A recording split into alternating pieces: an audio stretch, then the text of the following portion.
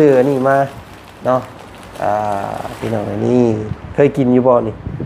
เคยกินบ่เคยจ้ะเคยอยู่คุณบ่เคยเทื่อแพทย์หมออันนี้เพิ่นกินได้บ่ได้เนาะบ่เป็นหยังขาดสารอาหารให้กินโลดมีหยังกินได้เพิ่นอยากให้กินโลดเนาะโดยบ่เป็นหยังเพราะน้ำตาลเพิ่นก็ลดขาดธาตุน้ำตาลต้องให้เพิ่นกินโลดแต่ว่าสังเกตเบิ่งเนาะแพทย์หมออันว่าเพิ่นมีเส้นเลือดขึ้นบัดนี้เนาะเลือดเส้นเลือดมีบัดนี้แบบเส้นเลือดเริ่มพูขึ้นมาแล้วเนาะนี่ตามมือตามตีนเรานี่พี่น้องอันเราเริ่มเสียสตินี่อันเราได้ลูกคนใดก็คนล่าสุดบ่ผู้น้อยอันผู้น้องวิเพิ่นน่ะเนาะได้ซีเมนเสียเลือดเสียอย่างลายบ่เนาะหรือว่าใดๆเนาะเราพยายามไปใส่ออกใส่แต่อยู่แต่เฮือนนั่งเนาะนั่งซึมเศร้าอยู่โอ้เป็นชีวิตเราเป็นซึมเศร้าอยู่แล้วนั่งเศร้านั่งซึมไกลหลังเนาะครับเป็นจากไม่เย็นไหมไม่เย็นพวงไหมเจ๊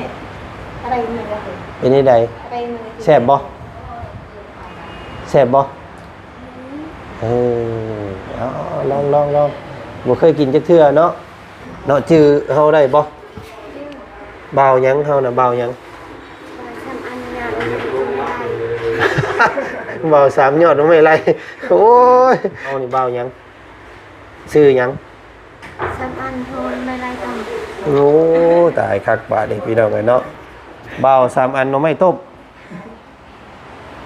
อันเฮานี่ชื่อบ่าวจันเด้อชื่อบ่าวจันเด้อชื่อเฮานี่ฮะงามบ่โอ้เท่สุดยอดเลย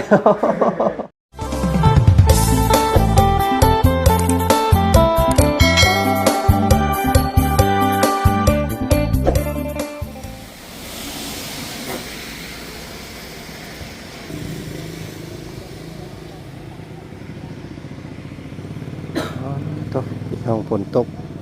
แบบนี้เนาะกินหอดปูปลาในหน้าเด้พี่น้องเอ้ยบ่ว้าวแล้ววันนี้เนาะปลาซิวปลาสอนพี่น้องเอ้ยแต่โคบแล้วอยู่ปุ่นเนาะเอามื้อนี้ก็รายงานโตซ่าแน่น้อยนึงพี่น้องเอ้ยเพราะว่าฝนตกเนาะหากก็ออกมาจากห้องได้พากันหานั่งกินข้าวเปียกแน่ว่าซั่นซะก็พี่และมื้อนี้กับพี่น้องไอ้ตัดภาพมาคือเก่ามื้อนี้เนาะอยู่นาคลินิกพี่น้องเอ้ยคือเก่าเด้อเนาะมาอัปเดตอาการของแม่น้องวิคือเก่ามื้อนี้เห็นบ่าวเลมโบ้มื้อนี้พี่น้องเอ้ยเนาะผู้นั่งยิ้มแป้นอยู่โอ้สบายดีเนาะ โอ้ยมาแต่ตอนไหนนี่มาแต่เช้าผู้โดยมาเปลี่ยนโอ้เอ้ยเมื่อแล้วบ่โดยเมื่อแล้วโอ้เมื่อนอนอยู่เฮือนแล้วป้าเพิ่นเมื่อแล้วเนาะโอ้เราอยู่บ่ไหวพี่น้องเอ้ยเนาะเพราะว่าเราว่ากินฮอดเฮือนอยากเมื่อกินฮอดผู้บ่าวเราอ่ะแม่นบ่โอ้อย่าว่าผู้บ่าวสิมาหาไปจักเนาะเจ้ามานอนเผาเล่าเลิกบ่นี่เด้อเนาะจักสิได้อยู่จักมื้อแล้วพี่น้องไอ้กาอยู่จนพุ่นแหละงบเบิดหรือว่าเพิ่นดีเพิ่นเศร้าขึ้นพุ่นแหละจังมื้อเนาะเปลี่ยนกันเข้าแล้วป่ะเข้าแล้วโอ้ข้างกระบอกกินแล้วกินปัญญาแล้วมาจากเจ้าเนี่ยย่างยาโอ้ยาดีเนาะแง่คุยกันแน่นเก็บไว้เด้อมันเบิดแล้วก็เก็บไว้มันเศร้าแล้วก็เก็บไว้ยาเนาะเพราะว่ามันเวลาเขาไอเขาอย่างอีกก็กินอีกลูกเมียไอก็ให้กินเด้อแป๊บเดียวเนาะขึ้นไว้เลยยาขี้โม่เนาะคนแทงเมนเขาเปลี่ยนเอื่อยเด้อเปลี่ยนกันพี่น้องเลยเนาะเปลี่ยนไปลำเมีย เมียอยู่ไหนเมียอยู่ไหน เอ้าเมียก็มาคือกัน เลย เอ้าเวลานอนกลางคืนได้เฮ็ดดีได มาเพื่อนละเอาป้าเอาป้ายมาพี่ อ๋อมาเปลี่ยนกลางเว้นซื่อ เลย ๆแบบนั้นเนาะ ให้ปลาไปลินไปม่วนเลยโอเคดีนะมาเปลี่ยนกัน มาเปลี่ยนตอนกลางเว้นและกลางคืนจังเมื่อเอาเพิ่นมาอยู่ เลย โอ้ใครอยู่ดอกมันบ่ได้ไกลปานใดเนาะบ่ได้ไกลปานใดพี่น้องเอ้ยใครอยู่ ลูกเด้อค่ะลูกเด้อ ลูกคือน้ำพระเท่าแม่เท่า อ๋อเอามือไว้นำไม่เท่าบ่เท่าผู้อ๋อเนาะ เปลี่ยนกันเลยเนาะบางคนเปลี่ยนกัน เนาะ ว่าเราก็อยู่บนมือบนขึ้นหลายขึ้นแล้วเรื่อยกันเลยตอนเรา แล้วก็อยากขี่อยากเหนี่ยวเลยเนาะอยู่นี่มันทายยากแล้วก็ได้ มันบ่คืออยู่เฮือนเฮาเนาะกินข้าวแล้วบ่ กินแล้วกินแต่เช้าเลยล่ะ เดยพี่น้องเอ้ยเนาะโอ้ยนี่ได้ซั่นใช้ขี่รถตัวใดมาน่ะ ทีเล่นนี่ รถที่ห้างนี่โอ้ยรถที่ห้างพี่น้องรถมันก็ได้เนาะเอาทักทายสบายดีสพี่น้องไอ้มื้อนี้ก็ได้เนาะฝนฟ้าตกเบิดคืนพี่น้องไอ้มื้อนี้มาอีกแล้วนี่ฝนเนาะฝนเห็นทางซ่องแม่น้องเชอเพิ่นพี่น้องไอ้เนาะเพิ่นลงไปเอาปลาปลาซิวอยู่ในต้อนปลาตู้รุ่นแบกใส่กระสอบขึ้นมาว่าซั่น โอ้ยมาเด้อพี่น้องเด้อเนาะมากินปูกินปลาเนาะมาช่วงนี้เด้แต่มาช่วงแรงช่วงหยังน่ะบ่มีเด้อเนาะใส่พาเข้าไปเบิ่งเพิ่นแน่ซั่นนิดนึงเนาะบรรยากาศตอนเช้าๆพี่น้องเนาะมื้อนี้ก็มาเข้าเยี่ยมแม่น้องวิอีกคือเก่ามื้อนี้ก็ได้พี่น้องเอ้ยเนาะมาอัปเดตอาการมื้อที่5เด้อพี่น้องเด้อเนาะ5มื้อนี่ได้เราอยู่นี่พี่น้องเอ้ยป๊าโตเนาะเอาพี่น้องเอ้ยงบของทางเบาจันทร์ก็ถือว่าจ่ายลงไปที่ละหน่อยเนาะพี่น้องเนาะก็ยังเหลืออยู่3ล้านปลายพี่น้องเอ้ยเนาะ3ล้าน8ยังอยู่3ล้าน8แสนเนาะก็จังว่ากันอีกพี่น้องเอ้ยเนาะมื้อนี้ก็จักผู้ใดสิเป็นผู้จ่ายแน่ก็เปลี่ยนกันจ่ายเนาะทางบ่บุญเพิ่นก็มีข่าวดีมาแจ้งเพิ่มเติมมีงบเพิ่มว่าซั่นๆมื้อนี้ก็ได้คือสิอยู่กันยาวอยู่ดอกพี่น้องเอ้ยเนาะ ก็บ่เป็นหยังเนาะให้เพิ่นจนมีเนื้อมีหนังผู้ใดจัง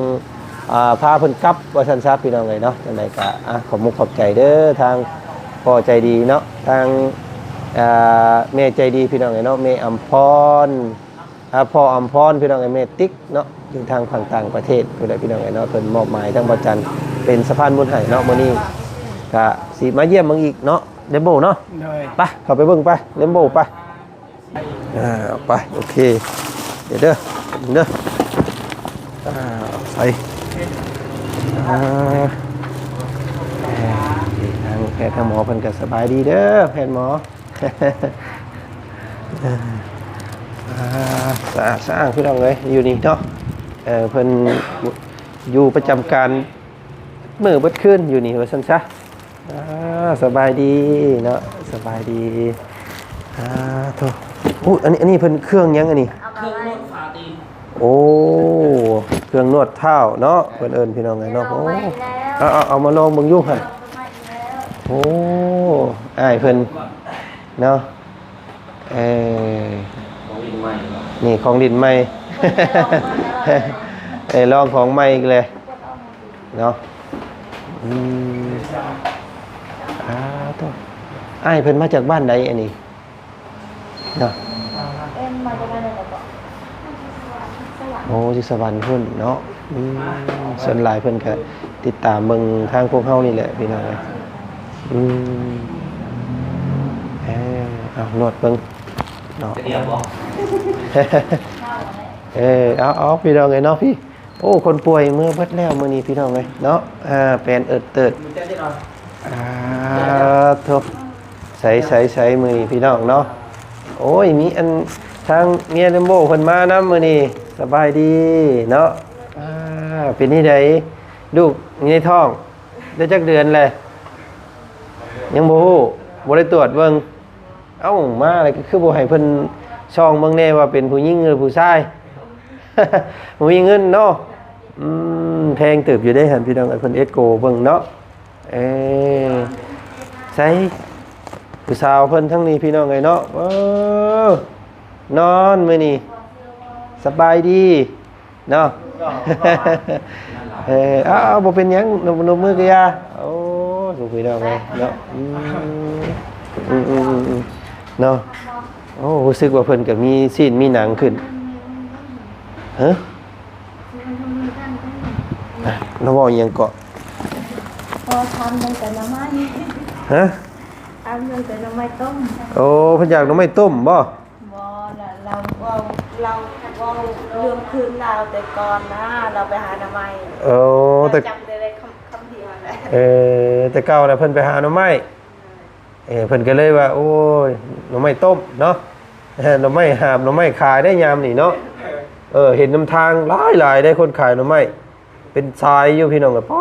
ดตัวหลายอีหลี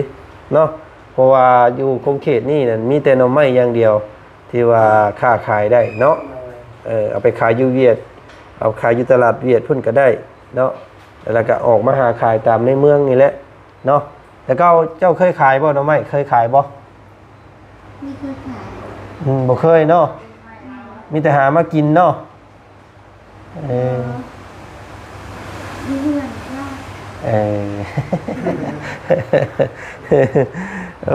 ก็ ใส่เบิ่งกันพี่น้องเลยเนาะนอนพักก่อนมื้อนี้กินข้าวแล้วบ่กินแล้วพี่น้องเลยเนาะเป็นกินเรียบร้อยแต่เอาขออนุญาตอันเดี๋ยวเอาไม้ไว้ดีให้เพิ่นเนี่ยเนาะพอได้ยินเสียงเพิ่นเนี่ยพี่น้องเลยขาแล้วนี่นอนนี่เราเหยียดบ่ได้บ่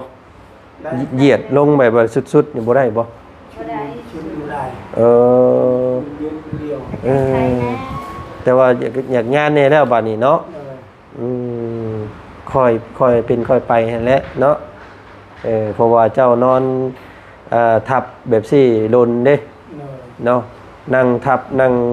คดลนแต่มันเอ็นเฮามันคล้ายๆว่ามันแข็งเลยเนาะจักปีเลยนะเราเป็นมานี่ ประมาณ4 ปี 5 ปีนี่แหละ อันเราลุกบ่ได้เลยนี่ได้ลุกบ่ได้เลยหมดปีนี้ปีนึง1 ปีแล้ว ถ้ามันลุกบ่ได้ดีนี่เนาะ ลูกไรดี เป็นประมาณในเดือนกลัวเรายังดีอยู่แต่แบบเราเทียสติเราไม่ค่อยอยากไปใส่อยู่เพื่อน แต่ก่อนน่ะเราไปอยู่บ้านผัวเพิ่นบ่อยู่บ้านใดก็ผัวเรา อยู่บ้านตาย รวมบ้านพระเพื่อนปาน้องวินะ อยู่แถวเฮือนน้องวิเพิ่นนี้ เลย หลังจากผัวป้าแล้วก็มาอยู่น้ำซุมเจ้าบัดนี้เนาะ เลย มากันแล้วก็กันเทพแล้วก็ด้านนั้นน่ะแล้วก็ตามยังไง ใช้เจ็บบ่ กล้วยตัวกระโดด ค่อยเราเหยียดหลายบ่ได้เราเมื่อยบ่เราต้องกู้นอนกู้เข่าเนาะมันยังอันนั้นอยู่มันยังมีแต่เส้นยังมีแต่กระดูกอยู่พี่น้องนอกก็คอยเป็นนี่แหละแต่ว่าสังเกตเบิ่งมื้อนี้ก็เริ่มมีอันนั้นได้พี่น้องเนาะเริ่มมีน้ำมีนวลขึ้นได้เติบอยู่ผิวจากเรืองๆก็เป็นสีดำแล้วบัดนี้เนาะซึ่งเจ้าว่าดีขึ้นอยู่บ่อันหูพางละเนาะ ดีแหละ จากคนเดืองๆก็เป็นดำๆบัดนี้เนาะมีซีนมีอันว่าเลือดว่าซั่นซะนี่ ซีนมีเลือดไหล มีเส้นเลือดใหญ่ขึ้น แต่ก่อนบ่เห็นได้เส้นเลือดเราหั่นเนาะ แก้มเราก็มี แก้มก็มีตะกี้บ่มีเนาะ เห็นหักแก้มอยู่ เอาป้อนมีหยังเล่าเรื่อยๆเด้อเนาะอันนี้มื้อนี้ก็ทางบ่จันซื้อนมกับขนมปังแล้วก็ยกเกิดพี่น้องเอ้ยอยากอยู่บ่กินบ่ ไม่ยาก ย่าง ฮะ ย่าง กินบ่ ไม่ยากแก้ไว้ นี่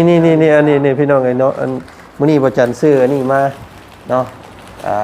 พี่น้องเอ้ยนี่เคยกินอยู่บ่นี่เคยกินบ่ เกิดจาก บ่เคย บ่เคยคือ เคย แพทย์หมออันนี้เพิ่นกินได้บ่ ได้ ได้เนาะบ่เป็นหยัง ขาดสารอาหารให้กินโลด มีหยังกินได้เพิ่นอยากนะให้กินโดดเนาะ โดยบ่เป็นหยังเพราะน้ำตาลเพิ่นก็รุดเด้ ขาดธาตุน้ำตาล ให้เพิ่นกินโลด แต่ว่าสังเกตเบิ่งเนาะแพทย์หมออันว่าเพิ่นมีเส้นเลือดขึ้นบัดนี้เนาะ แม่ เลือดเส้นเลือดมีบัดนี้ แม่ แบบเส้นเลือด ฟูแล้ว เริ่มพูขึ้นมาแล้วเนาะนี่ตามมือตามตีนเรานี่พี่น้องไงเนาะเส้นแต่ก่อนหมอเพิ่นสิแทงเข็มก็ยังบ่เห็นฮอดเส้นเลือดเนาะ เออเริ่มมีอันนั้นแหละพี่น้องไงเนาะก็นี่เด้เห็นบ่ตามมือเรามันเป็นแบบว่าเป็นเส้นเอ็นขึ้นมาเส้นเลือดเนาะไกลแล้วเนาะไกลสิได้ย่างแล้วบัดนี้ฮะ สัญญาโทรไว้ไล่แล้ว อีหยังก็ 3ยอดเหาะยอดไม่ร้ายเลย โอ้มีแต่อย่างกันว่าเมื่อหาน้ำไม่ไล่เลยนี่เนาะโอ้ย มียาละบายแล้ว มีตัวช่วยป่ะทำไมตัวช่วยป่ะ เยอะว่ะ อย่างเมื่อหาน้ำไม่บ่อยากหาน้ำไม่ไล่ หันแห้งก็อยากไปหาน้ำไม่ไล่ทีดอกเนี่ยโอ้ยเนาะ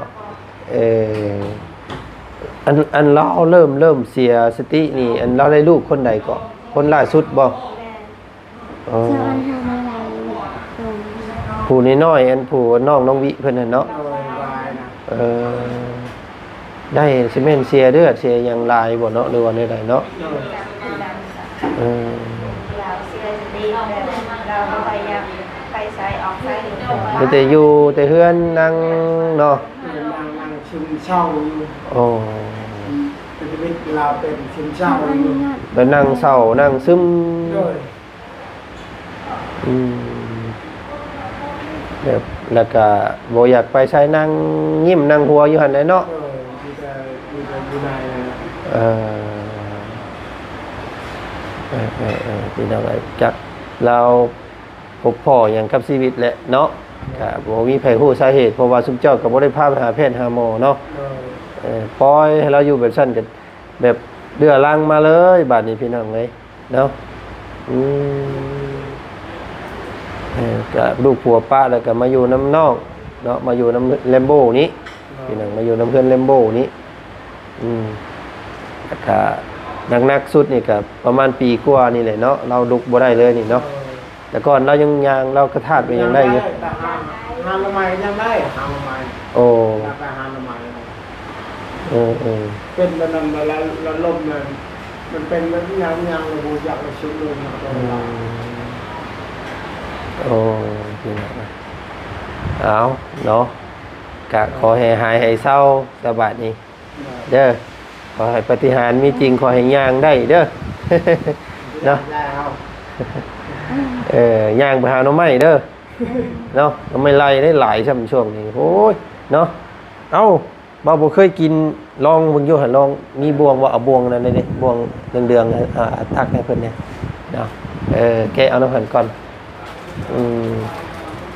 ลูกบ่ลูกนางบ่ลูกบ่ ไม่ถูก ลูกนางบ่ มาอยู่ ตะกูบ่ลูกบ่อันนี้เอาเก็บไว้ให้เพิ่นขนมปังกับบ่จันซื้อวิตามินซีมานำมื้อนี้พี่น้องเอ้ยเนาะเป็นพวกอันนี้แหละวิตามินซีวิกเนาะเพิ่นใส่ส่งไข่ยาวอยู่บ่ บอใส่จะเป็นคนลอยคนเล็กน้อย อ๋อเดี๋ยวอันเดี๋ยวให้อันทางบ่บุญเพิ่นซื้อมาอยู่บอกพี่น้องไงเนาะ สัญญาไว้ไล่ต้มเล่น ฮะ สัญญาไว้ไล่ต้มเล่น โอ้อยากกินต้มหน่อไม้ไล่อยากต้มหน่อไม้ไล่บ่ เอาลองป้อนเพิ่นอยู่เงยหน้าขึ้นแล้วนั่งกับใครอยู่เราบ่ได้ล่มเนาะเราบ่ได้หงายหลังเนาะครับ เป็นจากไม่เย็นไหมไม่เย็นพวงไหมเจ๊อะไรเนี่ยก็คือ เป็นนี่ใด เป็น แซ่บบ่แซ่บบ่เออเอาลองบ่เคยกินจักเทื่อเนาะเป็นนี่ใดหวานเนาะเออ เอาหวานก็กินในลายเด้อคำแซ่บก็กินในลาย3-4 มื้อแล้วนวดตัวนี้แล้วอ่อนๆแล้วไปได้เลย โอ้อันนี้บ่อันนี้มันยังแข็งอยู่เนาะเออ เดี๋ยวให้เพิ่นมีซีนมีหนังขึ้นอีกจักมื้อแล้วเพิ่นสินวดให้อีกนวดมุงขอแข้งขอเข่าเฮาส่วนนั้นก็ย่างได้แล้วเราอ่ะเนาะ ยิ้มแล้วพี่น้องว่าสิย่างได้ยิ้ม เออ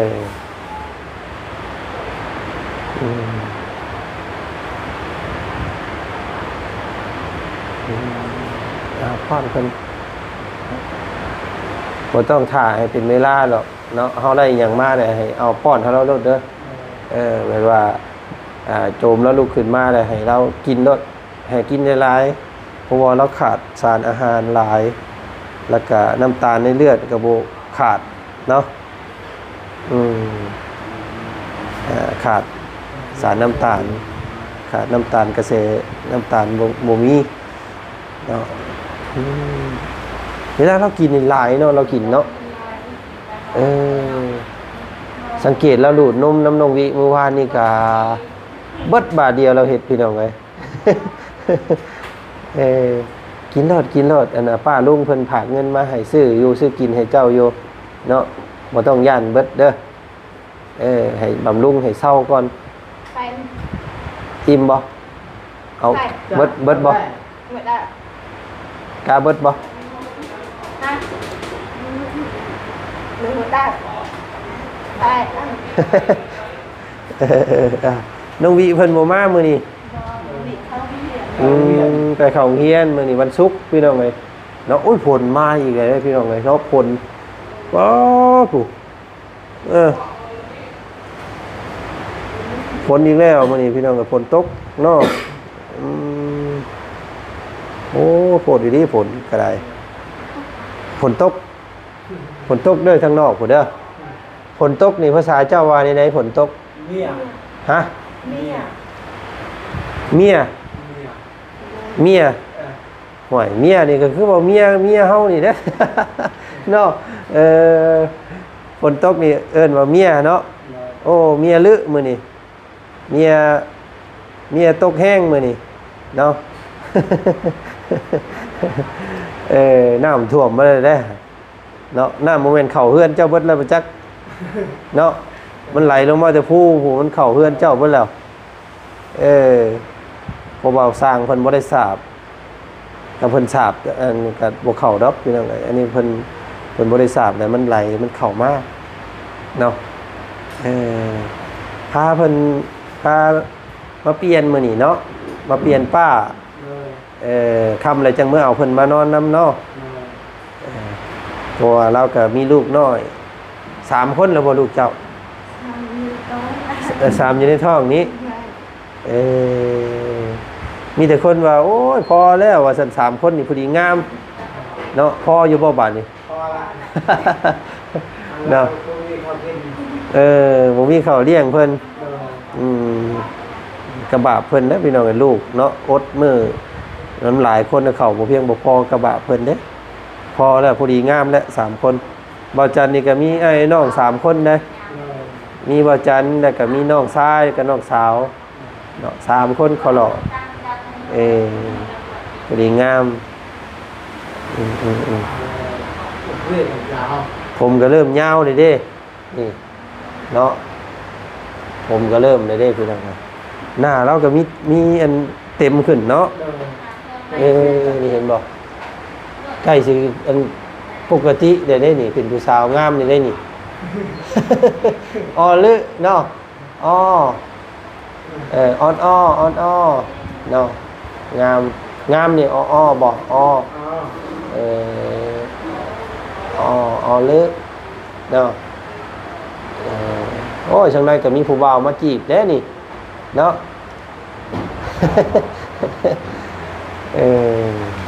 จังไดเพิ่นว่าเพศหมอเพิ่นว่ายังสิย่างได้อยู่เนาะแต่ต้องนวดก่อนต้องบำบัดก่อนยังมีโอกาสย่างได้คือเก่าเนาะอยู่กับการบำบัดเด้อโอ้เบิดเนาะเรากินบาทเดียว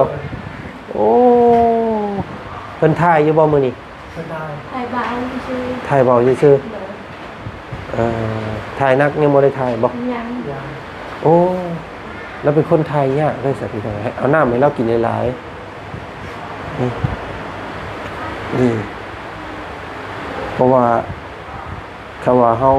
ถ่ายปกติคนเฮาเนี่ยต้องถ่ายมือละเทื่ออันนี้มื้อวานนี่ก็บ่ได้ถ่ายมื้อนี้ก็ยังบ่ได้ถ่าย เมื่อวานมีละครนักศึกษา โอ้เอาโอ้ป้าลุงเพิ่นเห็นก็คือสิดีอกดีใจเด้อันนี้พี่น้องเนาะยิ้มให้ป้าลุงเด้เนาะโอ้ย ยิ้มลูกสาวบ่อยู่มื้อนี้ลูกสาวไปเฮียนมื้ออื่นพุ่นล่ะลูกสาวสิมาเด้อลูกบิเพิ่นสิมามื้ออื่นเด้อหายไวๆจังได้มื้ออยู่เฮือนเฮาเนาะเฮือนบ่งามๆนึงบ่มีคนอยู่โอ้ย เพิ่นเฮ็ดให้คักเลยเนาะห้องน้ำก็มีน้ำก็มีไฟก็มีโอ้ยเนาะงามเนาะเฮือนเจ้างามบ่งามเนาะอ๋อโอเคบ่เว้าหยอกเพิ่นหลายดอกพี่น้องให้เพิ่นพักผ่อนเด้อเนาะเอาเดี๋ยวทางบ่จันเด้อกันประมาณจักโมงสิเมื่อเอาป้าเพิ่นประมาณ5 โมง6 โมงละโอ้ได้ประมาณ5 โมง 6 โมงพอแหละกลับเมื่อเนาะชุมเจ้าก็หากินข้าวกินน้ำเด้อเดี๋ยวเบิ่งก่อนพี่น้องเนาะทางบ่จันบัดยังบ่มีเงินสดสำหรับสิเอาให้น้ำเมือกน้ำมันทางเลมโบเพิ่นก่อนเพื่อสิเติมน้ำเมือกน้ำมันมาไกลเติบได้นี่เนาะมีคันจ้องอยู่บ่มาตอนได้คือบ่เห็นเปียกมาตอนเช้า ฝนยังบ่ทันตกตอนนั้นเนาะโอเคเอาไปป้าอีกก่อนได้บ่นี่เนาะชื่อเฮาได้บ่บ่าวหยังเฮาน่ะบ่าวหยัง ทำอันงาน บ่าวสามยอดไม่ไรโอ้ยตายแล้วบ่าวหยังเฮานี่บ่าวหยังชื่อหยัง ทำอันโทนไม่ไรต้อง โอ้ตายคักบาดนี่พี่น้องเอ้ยเนาะบ่าว3 อันเนาะไม่ต้มอันเฮานี่ชื่อบ่าวจันเด้อชื่อบ่าวจันเด้อชื่อเฮานี่ฮะงามบ่โอ้เท่สุดยอดเลย แล้วก็ย่องเป็นเด้อพี่น้องเอ้ยเนาะถามชื่อว่าชื่อหยังว่าชื่อสาบยอดน้องไม่ไรเนาะสู้ๆซะสู้ๆเฮ็ดเป็นบ่2 นิ้วเฮ็ดเป็นบ่ยกขึ้นอีกทีเนาะสู้ๆขอบใจเด้อป้าลุงซั่นขอบใจป้าลุงที่ซอยเข้าห้องหมอเป้าอยู่ที่ซอยน้องวิแม่น้องวิเข้าห้องหมอว่าลายบ่ได้เนาะเขาว่าคำยาวๆนี่บ่ได้เนาะว่าคำสั้นได้อยู่ขอบใจป้าลุงเด้อสั่นเฮ้ยอยู่ดีมีแห้งเด้อทำอันยอนไม่ไรต้องเด้อตายคักแบบนี้พี่น้องเอ้ย3 อันยอดน้ำไม้ไรต้มใช่ไหมเราจำแต่ต้มน้ำไม้ไรเนาะจังว่าสิออกกันเลข3มาจักล็อกออกเลขมื้อแรงนี่เนาะบอกเลขป้าลุงแน่นี่บอกเลขแน่เลขยังสิออกฮะเด็กอันนั้นทำอันไม่ไรต้องโอ้ยเนี่ยเลข3 อันน้ำไม้ต้มแปลเอาเด้อพี่น้องเด้อเนาะ ฝันดีอยู่บ่มื้อแรงมื้อคืนนี่พันดีบ่พันหยังมื้อคืนนี่ ดี พันหยังพัน อันนั้นเถอะห้าวเด็กหา ฮะ อันนั้นจะห้าวเด็กหา อาบน้ำพันว่าอาบน้ำบ่ ห้าวสวยเลย แล้วว่านี่ได้ปะ อาบน้ำแล้วเช้า เล็กปอง โอ้ ช่วย พันว่าอาบน้ำนี่ขาวงามเนาะ โอ้โอ้แปลเอาได้สับพี่น้องไงเนาะเรียกอย่างเด้อันนี้เนาะ 3 อันน้องไม่ไล่เอาโอเคฉันมือป้าก่อนเด้อไปทั้งอื่นก่อนเดี๋ยวสิเข้ามาใหม่มื้อแรงสิมาหาใหม่เด้อเนาะ เอาสบายดีบันส่วนสัน โอ้ ขอบใจ กระจาย อ้าวโอเคพี่น้องไงเนาะเว้าอยู่โอเคสัน โอเค โอเคตกลง ตกลง โอ้ยพี่น้องไงเนาะเอาเลยไปเบิ่งเงินค่าคือค่ายาเพิ่นก่อนเด้อมื้อนี้เนาะเบิดเท่าไหร่พี่น้องเดี๋ยวสิจ่ายค่าคือค่ายาให้เพิ่นอีกก่อนเนาะเดี๋ยวเบิ่งอันนั้นก่อนมึงยังบ่ทันมีอันน่ะเงินชดชำพี่น้องไงเนาะบ่สิเอาให้ค่าเพิ่นเติมน้ำมันเมื่อเลมโบก็เดี๋ยวเบิ่งอีกก่อนเนาะเลมโบเด้อเดี๋ยวสิมาหาใหม่เด้อโดยสบายดีเนาะสบายดีเด้อเนาะทางเมียเลมโบชื่อหยังก็ฮะ น้อง สีน้องน้องน้อยสีน้องน้อยฮะ แล้วทงเจ้าไม่ได้ อันนี้บ่ทงค่อยอันนี้ ทงอะไรก็ไม่ อยากใส่หน่อไม้ต้มบ่โอ้ยเนาะบ่เอาให้เนาะใส่หน่อไม้ต้มเอาไปก่อนเนาะเดี๋ยวไปป้ากันเด้อเดโมเด้อเดี๋ยวป้าใส่พี่น้องให้ลำลาก่อนคลิปนี้เนาะเจอกันอีกพุ่นละพี่น้องไอ้คลิปหน้าคลิปนี้สบายดีเนาะโอ้ฝนตกฝนตก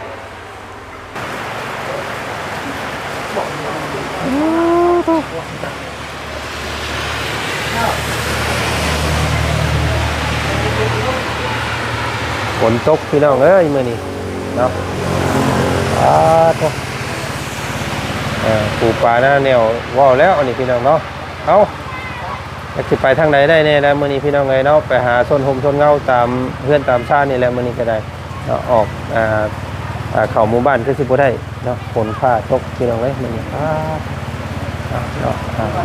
ปล่อยไปปล่อยมาเด้อเนาะขับขี่ตลอดปลอดภัยพี่น้องไงเนาะบัดสุขคนขอขอบใจทางพ่ออำพรเมติกเด้อพี่น้องเด้ออยู่ทางฝั่งต่างประเทศเด้อเนาะอยู่ดีมีแห้งเด้อพ่อแม่เนาะอยู่คนก็ได้มอบยาใส่ห่างกายของทางแม่น้องวิเพิ่นเนาะก็ขอให้ทางพ่อกะมีความแข็งแรงในห่างกายพี่น้องเนาะมีความสบายในใจเนาะในกายเนาะตลอดปีตลอดไปเด้อเนาะสาธุพ่อเนาะไปมื้อนี้ก่อน